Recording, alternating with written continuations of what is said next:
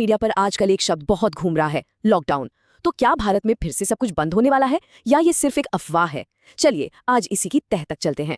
तो सवाल जो सबके मन में है, क्या इंडिया में फिर से लॉकडाउन लगने वाला है? मतलब सोशल मीडिया पर जो बातें चल रही हैं और लोगों में जो एक बेचैनी सी है, उसे देखते हुए ये सवाल तो बनता है। तो चलिए इस पर से पर्दा हटा ही देते हैं। सीधा और साफ जवाब है नहीं, बिल्कुल नहीं। भारत सरकार की तरफ से ऑफिशियली ऐसा कोई भी अनाउंसमेंट नहीं हुआ है। ये लॉकडाउन की जितनी भी बातें हैं ना, पूरी बुनियाद है। तो फिर सवाल उठता है कि भाई ये बात आखिर शुरू कहाँ से हुई, आग लगी कहाँ से? ये सारा का सारा कंफ्यूजन पैदा हुआ है प्रधानमंत्री नरेंद्र मोदी के एक रीसेंट लोकसभा भाषण से, जिसे पूरी तरह से गलत समझ लिया गया। अच्छा, तो प्रधानमंत्री ने असल में कहा क्या था? उनके शब्द थे, हम कोरोना के समय भी एकजुटता से ऐसी चुनौतियों का सामना कर चुके हैं, अब हमें फिर से उसी तरह तैयार रहने की आवश्यकता है। अब जरा इस बात पर ध्यान दीजिए, पूरे स्टेटमेंट में कहीं भी लॉकडाउन शब्द है ही नहीं। उनका इशारा उस स्पिरिट की तरफ था, उस यूनिटी की तरफ जो देश ने कोरोना के मुश्किल वक्त में दिखाई थी। इस पॉइंट को और अच्छे से समझने के लिए ना, चलिए दोनों सिचुएशंस का फर्क देखते हैं। देखिए, कोरोना महामारी एक हेल्थ क्राइसिस थी जहां सोशल डिस्टेंसिंग जरूरी थी, और अभी का जो वेस्ट एशिया क्राइसिस है, ये एक जियोपॉलिटिकल और इकोनॉमिक क्राइसिस है, जिसमें देश को एक साथ मजबूती से खड़े रहने की जरूरत है। तो बात एक जैसे एक्शन की नहीं, बल्कि एक जैसे जज्बे की हो रही थी। तो अगर लॉकडाउन की बात नहीं हो रही थी, तो फिर असली क्राइसिस क्या है जिसकी तरफ प्रधानमंत्री इशारा कर रहे थे? वो संकट है वेस्ट एशिया में चल रहा गंभीर जियोपॉलिटिकल टेंशन और उससे पड़ने वाला इकोनॉमिक प्रेशर।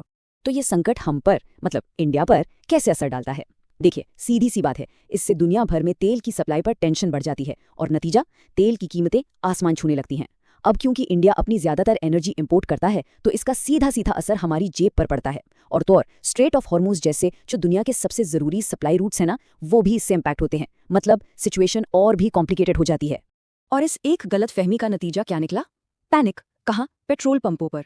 लॉकडाउन की इन झूठी अफवाहों की वजह से लोगों में एकदम से घबराहट फैल गई और सब अपनी गाड़ियां लेकर पेट्रोल पंपों की तरफ भागने लगे, इस डर से कि कहीं पेट्रोल डीजल खत्म न हो जाए। और ये पैनिक ये बहुत तेजी से फैला। 24 और 25 मार्च को तो पेट्रोल पंपों पर मीलों लंबी लाइनें लग गईं। लेकिन अच्छी बात ये रही कि इसके फौरन बाद ही ऑयल कंपनियों और सरकारी अधिकारियों ने आकर मामला संभाला और क्लैरिफिकेशंस जारी किए। और आज की सिचुएशन ये है कि सभी डिपो पर काम एकदम नॉर्मल चल रहा है, इसकी पुष्टि हो चुकी है। और ये कोई छोटी मोटी क्लैरिफिकेशन नहीं थी, सुनिए। देश की बड़ी बड़ी कंपनियां, Bharat petroleum, Hindustan petroleum, oil India, ये सब सामने आई। साथ में स्टेट गवर्नमेंट के ऑफिशियल्स ने भी मोर्चा संभाला। सबने मिलकर एक ही बात साफ साफ कही कि तेल की कमी की सारी अफवाहें कोरी बकवास हैं, झूठी हैं। तो चलिए अब इन अफवाहों की दुनिया से बाहर निकलते हैं और ये देखते हैं कि एनर्जी सिक्योरिटी को लेकर सरकार का असली प्लान क्या है। एक ऐसा प्लान जिसका लॉकडाउन से दूर दूर तक कोई लेना देना नहीं है। तो आखिर सरकार असल में कर क्या रही है? चलिए देखते हैं। पहला कदम, सप्लाई चेन को दुरुस्त रखने के लिए एसेंशियल कमोडिटीज एक्ट को लागू किया गया है। दूसरा, घरों में जो एलपीजी सिलेंडर आते हैं, उनकी सप्लाई को प्रायोरिटी पर रखा गया है। तीसरा, और ये बहुत जरूरी है, सिलेंडरों की जमाखोरी यानी होर्डिंग रोकने के लिए कड़े कदम उठाए गए हैं। और चौथा, लोगों को पाइप्ड नेचुरल गैस यानी पीएनजी पर स्विच करने के लिए भी बढ़ावा दिया जा रहा है। तो ये है असल कदम, लॉकडाउन नहीं।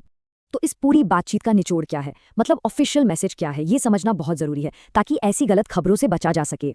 से सुनिए, पेट्रोल और डीजल पर्याप्त मात्रा में उपलब्ध है, कृपया अफवाहों पर विश्वास ना करें और घबराहट में खरीदारी से बचें। इससे ज्यादा क्लियर मैसेज और क्या हो सकता है, बताइए? तो चलिए फटाफट से की पॉइंट्स को समेट लेते हैं। सबसे पहली और जरूरी बात, फ्यूल सप्लाई पूरी तरह से नॉर्मल है, कोई कमी नहीं है। दूसरी बात, लॉकडाउन वाली जो कहानी थी वो सिर्फ एक भाषण को गलत समझने का नतीजा थी, बस। तीसरी बात, सरकार का असली फोकस वेस्ट एशिया क्राइसिस से पड़ने वाले इकोनॉमिक प्रेशर को मैनेज करने पर है। और आखिरी लेकिन सबसे जरूरी बात, अफवाहों को इग्नोर करें और सिर्फ ऑफिशियल सोर्सेज पर ही भरोसा करें। और जाते जाते एक सवाल सबके लिए छोड़ जाता हूं। ये अफवाह वाला मामला तो चलिए सुलझ गया, लेकिन जिस तरह से दुनिया भर में टेंशन बढ़ रही है, ये सोचना तो बनता है कि हमारा एनर्जी फ्यूचर आखिर कितना सिक्योर है।